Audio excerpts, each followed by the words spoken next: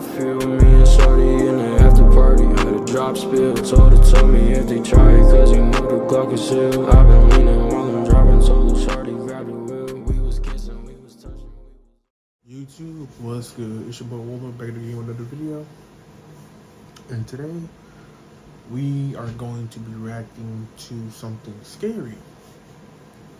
And we are reacting to Shoot Grandma's House Horror Story Animated. And it is by One C Entertainment. Yeah. So before we start, if this is your first time seeing me, go ahead and hit that like button, that subscribe button, and turn on post notifications. And yeah, that being said, let's go ahead and get to the video. I am Farzana. I live in Bangladesh in the Sylhet district, and this happened when I was 10. At that time, I had a best friend whose name was Aliza. Her hometown was Dhaka. So, for her father's transfer, she had to leave Dhaka and come to Sylhet.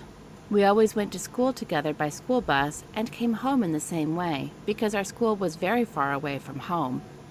When I used to sit with her on the bus, she used to tell many ghost stories that happened in her grandma's house, but she didn't believe in those kinds of stories. Neither did I. They were just for fun.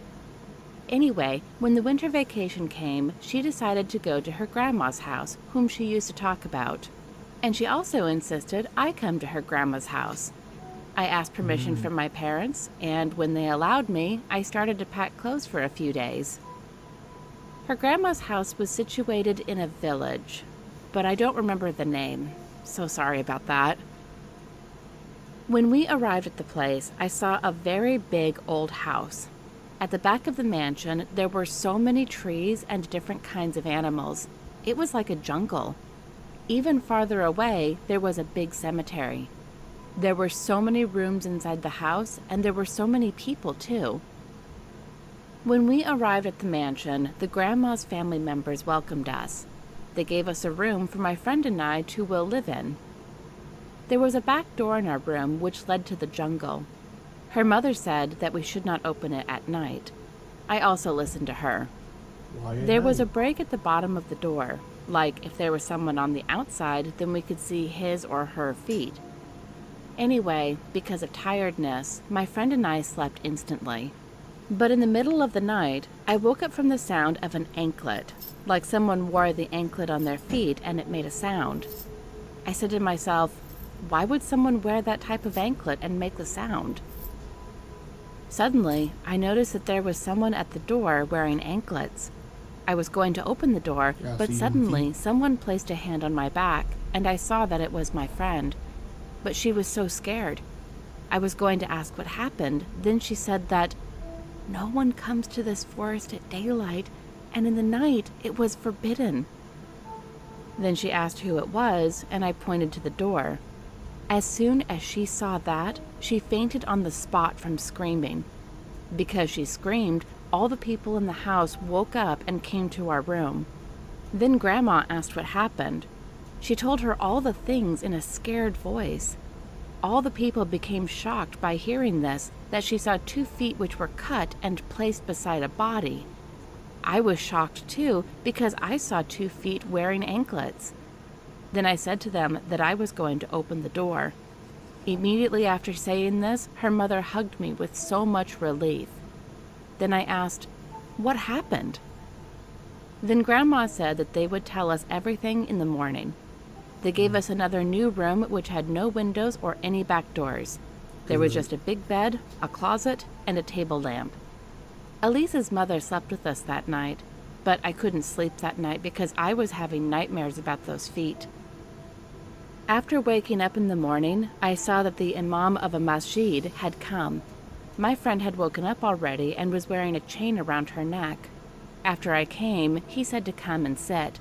So I sat with my friend, and he spelled some dua in silence and gave me a chain the same as my friend's. He said, "You should wear this until you leave this place." Then I nodded okay. After he left the place, I asked my friend's grandma, sitting on another sofa, whose feet were those last night? Then she took a heavy breath and said, well, 30 years ago, this house was huge and empty. A few months after getting married, my mother-in-law died of a disease. She had a sweet teenager daughter and told us to take care of her. She was my sister-in-law, but I raised her up as my own child. She also used to love me so much. When she grew up, we married her off. But one day, she committed suicide and left a letter that her husband cheated on her with some women. After seeing this, I immediately told my husband and he reported it to the police. So, for burying her, I gave her a final bath and covered her with clean white clothes. All Muslims do before burying a corpse. After burying her in a graveyard, I immediately went to bed with tears and without eating dinner. My husband insisted I eat, but I couldn't. Then me and my husband went to bed. After sleeping for a few hours, I heard some noise like someone was digging. Then I woke my husband up and he too heard the same. Then my husband and I went towards the graveyard in the middle of the night. After reaching the graveyard, we saw something unexpected happen. There was a madman standing beside my sister-in-law's grave, and he took out the corpse from the soil. My husband shouted at him, asking what he was doing here. The man held an axe, and we thought that he would harm us by using the axe on us. Instead of harming us, he cut the corpse in half. I mean my sister-in-law's corpse. After seeing that, I screamed loudly and fainted on the ground. Then I don't know anything. When I woke up, it was already morning and I was laying in my bed. I saw that my 3 daughters and 2 sons were sobbing. Then I hugged them all and cried. I asked them where their father was. Then they said, in the graveyard. Then I asked what he was doing there. My eldest son said that he was burying his aunt's corpse with the imam of a masjid. Then I rushed out with my children and saw that my sister-in-law's legs were halfway removed from the body. I asked who the man was last night. My husband said that it was an old mad guy. When you fainted, I screamed very loud. Then all the people came and they took you in the house, and some guys and I ran to catch the guy. Fortunately, we caught the guy and handed him to police. Then police took him to a mental hospital, and the doctors found out that he was a psychopath. They instructed him to live in a mental hospital for life. Anyway, the imam said that she has committed suicide, so Allah will not accept her body in the grave. So every full moon night, she will come to the back of your house, and you should ignore her. I was so sad at hearing this, but I prayed to Allah that He forgive her and give a place to her. So for this, every full moon night, she appears by wearing an anklet because it was her favorite. But I ignore her because the imam says that's not the matter. Because if her husband had cheated on her, then she would have shared that with me, as I was very dear to her. So I would like to say that whenever you feel depressed, then you should share with your dear ones, but don't take suicide as a step. It will ruin your life and you will not be accepted by God. At her grandma's story, my friend was in tears. I was in tears too. Then I said not to cry, please. I tried to please her with my most affectionate words. Then I said to my friend's mom that I wanted to go. Then she said she had to go too. Honestly, after all this happening, I didn't want to stay there anymore. Anyway, after getting back to my home, I told everything to my parents, and they soothed my worries. It's been 4 years since this happened. I am now 14, and I still go to the same school with Aliza. Whenever we think about this story, we feel cold, even if it is summer.